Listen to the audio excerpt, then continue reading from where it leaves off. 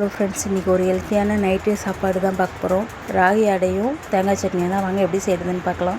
வானல் வச்சுருக்கேன். ஹீட்டானோன்னு சீரகம் சேர்த்துக்கிறோம் ஃப்ரெண்ட்ஸ். கூடவே கொடியாக கட் பண்ண 2 வெங்காயம் சேர்த்துக்கிறேன். அது கூடவே ஒரு 3 பச்சை மிளகாய் கட் பண்ணி வச்சுருக்கேன், அதுவுமே சேர்த்துக்கலாம். நான் எந்த கப்பில் ராகி மாவு எடுத்து வச்சோனோ அதே கப்பில் ஒரு கப்பு முருங்கைக்கீரை எடுத்து வச்சுருக்கேன். முருங்கைக்கீரையுமே அது கூட ஆட் பண்ணிக்கலாம்.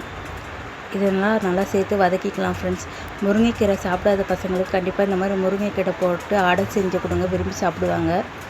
உடம்புக்கும் ரொம்ப நல்லது. நம்ம மாவு வதங்கிடுச்சு. இப்போ மாவு கூட நம்ம முருங்கைக்கீரைலாம் வதக்கணும்ல, அதெல்லாம் சேர்த்துக்கலாம். கருவேப்பிலை கொத்தமல்லியும் சேர்த்துக்கிறேன். அதுக்கு கூடயே அதுக்கு தேவையான அளவு உப்பு சேர்த்துக்கலாம். உப்பு சேர்த்து நல்லா நம்ம இப்போ சுடு தண்ணி வச்சுருக்கேன். நான் மாவு சுடு தண்ணி விட்டு பிசைஞ்சிக்கிறேன். சுடு தண்ணி விட்டு மாவு பிசையும்போது நல்லா சாஃப்டாக வரும். கண்டிப்பாக சுடு தண்ணி விட்டு மாவு பிசைஞ்சிக்கோங்க. இப்போ அடக்கி தட்டிக்கலாம் ஃப்ரெண்ட்ஸ். ரொம்ப திக்காகவும் இல்லாமல் ரொம்ப மெலிச்சுக்கும், ஒரு நார்மலான சைஸ் நம்ம அடக்கி தட்டிக்கலாம் ஃப்ரெண்ட்ஸ். இப்போ நம்ம இந்த மாதிரி எல்லா அடையும் போட்டு எடுத்துக்கலாம்.